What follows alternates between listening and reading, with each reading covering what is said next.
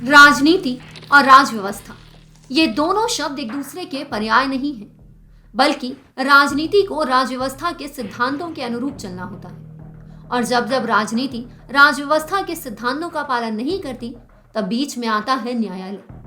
और दोस्तों, इसीलिए कहा जाता है कि सुप्रीम कोर्ट का एक फैसला सियासत की नींव हिलाने के लिए काफी है। और सुप्रीम कोर्ट ने आज भी हमारे देश में एक ऐसा ही फैसला किया है जिसने हमारे देश की राजनीति में भूचाल ला दिया है।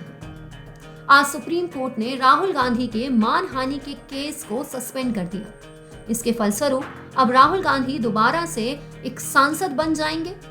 और यहाँ पर ये देखना वाकई में मजेदार है कि ये जो फैसला है ये संयोगवश उस समय आया है जब बीजेपी के खिलाफ नो कॉन्फिडेंस मोशन लाया गया है। दोस्तों, आज से 5 साल पहले जब सरकार के खिलाफ अविश्वास प्रस्ताव आया था, उस समय बयान देते हुए, दलीलें देते हुए राहुल गांधी ने नरेंद्र मोदी को गले लगा लिया था। और इस बार दोबारा जब ये दोनों नेता एक दूसरे के सामने होंगे तो कौन सी दलीलें होंगी, क्या दृश्य होगा, ये देखना वास्तव में मजेदार होगा। चलिए दोस्तों, ये तो थी आज की खबर। अब इस खबर के पीछे राजव्यवस्था के कौन से मुद्दे आज सामने आते हैं, हमें राजव्यवस्था की कौन सी चीजों को समझना होगा, ये समझते हैं आज की इस पूरी वीडियो में। मैं हूं अपूर्वा राजपूत और अनअकैडमी पर जुड़ते हुए आप उपयोग कर सकते हैं मेरा डिस्काउंट कोड अपूर्वा23।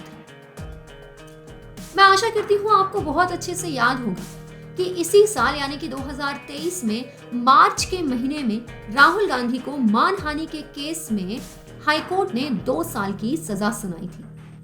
दोस्तों, ये जो 2 साल की सजा सुनाई गई थी राहुल गांधी को, ये जिस केस में सुनाई गई थी वो मामला 2019 से जुड़ा हुआ है। 2019 में राहुल गांधी ने एक भाषण देते हुए इस शब्द का, इस वाक्य का उपयोग किया था कि सारे चोरों का सरनेम मोदी क्यों होता है। दोस्तों, वास्तव में जब ये वाक्यांश कहा गया तो वो बात कर रहे थे यहाँ पर नीरव मोदी जैसे लोगों की, और उनका इशारा था हमारे देश के प्रधानमंत्री नरेंद्र दामोदर दास मोदी पर। ऐसे में उन्होंने और ऐसे व्यक्ति विशेषों का नाम नहीं लिया जिन्होंने यहाँ पर कंप्लेंट दायर की है।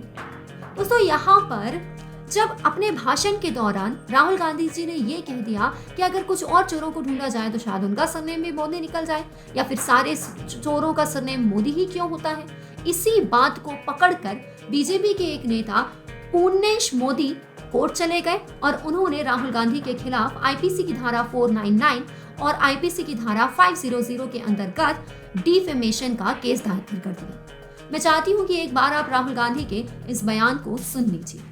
मोदी को नरेंद्र मोदी भाई कहते हैं।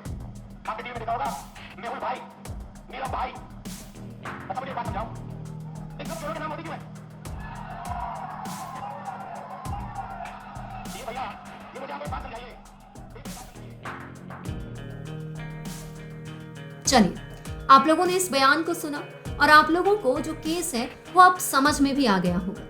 दोस्तों, यहाँ पर आप देख सकते हैं कि राहुल गांधी ने यहाँ कहीं ना कहीं चोरों के लिए ये जो एक सरनेम का उपयोग किया है, इसे लेकर पूर्णेश मोदी का कहना है कि पूरा का पूरा जो मोदी समुदाय है वो इस वाक्य से अपमानित महसूस कर रहा है। अगर राहुल गांधी चाहते तो इसके लिए माफी भी मांग सकते थे, लेकिन राहुल गांधी ने कहा कि मैंने जब कोई गलती ही नहीं की है तो क्षमा किस बात की मानूं। और यहाँ पर हाई कोर्ट ने कहा कि जी हाँ, आईपीसी की धारा के तहत राहुल गांधी जी के ऊपर मानहानि का केस बनता है और उन्हें यहाँ पर पूरे 2 साल की सजा सुना दी गई। दोस्तों, यहाँ पर ये जो सजा की अवधि है 2 साल, ये वास्तव में बहुत ज्यादा ध्यान देने वाली है, क्योंकि आप जानते हैं कि हमारे देश का जो अनुच्छेद 102 है, आर्टिकल 102, उसके अंतर्गत लिखा हुआ है कि किसी भी संसद की जो सदस्यता है वो कब रद्द की जा सकती है।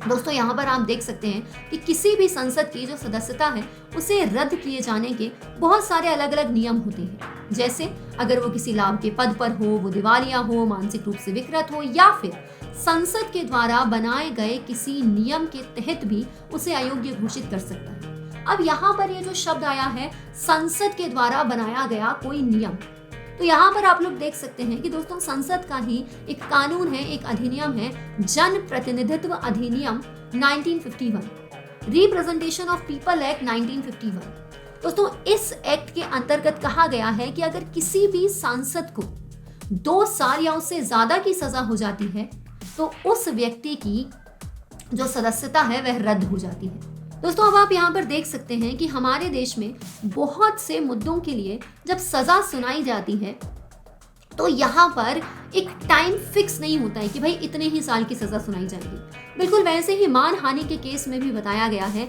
कि अधिकतम सजा 2 साल की होती है। अब अधिकतम सजा 2 साल की है मतलब कि आप देख सकते हैं कि अगर किसी व्यक्ति ने किसी का भी अपमान किया है, जैसे किसी महिला का अपमान कर दिया, उसके चरित्र के खिलाफ कुछ ऐसी बातें कह दी जिससे उसे बहुत ज्यादा नुकसान हो गया है उस महिला को, तो ऐसे में अधिकतम सजा 2 साल तक की हो सकती है।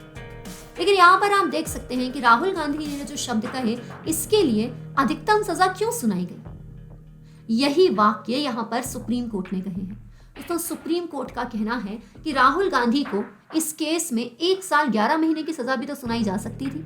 यहाँ पर राहुल गांधी को अगर 1 साल 363 दिन की भी सजा सुना दी जाती ना, तो भी उनकी जो संसद की सदस्यता है वह रद्द नहीं होती। ऐसे में पूरे 2 साल की सजा सुनाए जाने से राहुल गांधी की जो सदस्यता है वो रद्द होती है, और ऐसे में केवल एक व्यक्ति को सजा नहीं मिलती है बल्कि पूरा का पूरा वो जो निर्वाचन क्षेत्र है उसे यहाँ पर इस सजा को भुगतना पड़ रहा है।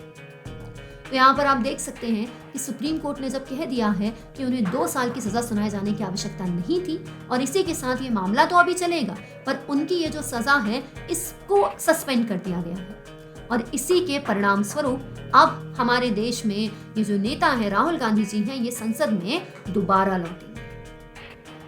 जैसा कि मैंने आप लोगों से इस वीडियो की शुरुआत में कहा कि यह फैसला संयोगवश उस समय आया है जब हमारे देश में सरकार के खिलाफ अविश्वास प्रस्ताव लाया गया है। अब ऐसे में अगर संसद में विपक्षी पार्टी का चेहरा बने राहुल गांधी ही नहीं होते तो दलीलों में कुछ मजा नहीं आता। अब इस बार जब राहुल गांधी मोदी जी के सामने होंगे तो वास्तव में वो कौन सी दलीलें देंगे, ये सुनने के लिए हम सभी इंतजार कर रहे हैं। दोस्तों जब मैं आप लोगों से बात करती हूँ डिफेमेशन लॉ की, यानी कि उस कानून की जिसके खिलाफ राहुल गांधी को 2 साल की सजा सुनाई गई थी, तो दोस्तों ये कानून हमारे देश में आईपीसी की धारा 499 के तहत व्याख्यात किया गया है। दोस्तों यहाँ पर आप देख सकते हैं कि जो सेक्शन 499 है वो यहाँ पर डिफेमेशन को परिभाषित करता है। यह बताता है कि कोई भी व्यक्ति अपने कृत्यों से, अपने इशारों से किसी भी व्यक्ति के मान की अगर हानि करता है तो इसे एक अपराध माना जाता है, और सेक्शन 500 बताता है कि यहाँ पर किसी भी व्यक्ति को मानहानि के तहत 2 साल की सजा सुनाई जा सकती है। यहाँ पर अधिकतम अवधि है 2 साल, उससे ज्यादा की सजा सुनाई नहीं जा सकती, विथ फाइन और विदाउट फाइन। दोस्तों हमारे देश में ये जो मानहानि का कानून है कई बार इसका गलत फायदा भी उठाया जाता है। जैसे कि आप देख सकते हैं कि हमारे देश में राहुल गांधी के खिलाफ ही नहीं, ऐसे बहुत से राजनेता हैं जिनके खिलाफ वक्त पर मानहानि का जो केस है वो दाखिल किया गया है। और हम राजनेताओं की क्यों बात करते हैं दोस्तों, बहुत से उद्योगपति भी हैं जिन्होंने बहुत से लेखकों के खिलाफ, इवन पत्रकारों के खिलाफ भी मानहानि का केस दाखिल किया है। ऐसे में यह सवाल उठता है कि क्या मानहानि के केस को एक जरिया बनाकर अभिव्यक्ति की आजादी को छीना जाता है? ये प्रश्न आप लोगों के लिए सोचने लायक है, और मैं चाहूंगी कि इस प्रश्न के बारे में आप कुछ शब्द कमेंट बॉक्स में भी लिखें। और इसी के साथ दोस्तों आप मुझे ये बताएं कि राहुल गांधी जी की ये जो 2 साल की सजा है इसे इस तरीके से सस्पेंड करना सुप्रीम कोर्ट के द्वारा ये सही है? यहाँ पर बहुत सारी बातें ये भी निकल करके आ रही हैं कि लास्ट टाइम जब राहुल गांधी जी संसद में गए थे तो उन्होंने नरेंद्र मोदी और अडानी जी का जो रिश्ता है उसके ऊपर सवाल उठाए थे। यहाँ पर वो अडानी जी और मोदी जी की कुछ तस्वीरें दिखा रहे थे। तो ऐसे मुद्दों को उठाने की वजह से क्या सरकार ने उनके खिलाफ कोई षड्यंत्र रचा वगैरह वगैरह, लेकिन हम जानते हैं कि यहाँ पर हम इन बातों पर ध्यान नहीं देते। हमें तो सिर्फ ये समझना है कि हमारा कानून क्या कहता है, और हमारे कानून के तहत राहुल गांधी जी को डिफेमेशन लॉ के अंतर्गत सजा दी गई थी। दोस्तों मैं चाहूंगी कि इस पूरे मुद्दे पर आप अपनी राय कमेंट बॉक्स में जरूर बताएं।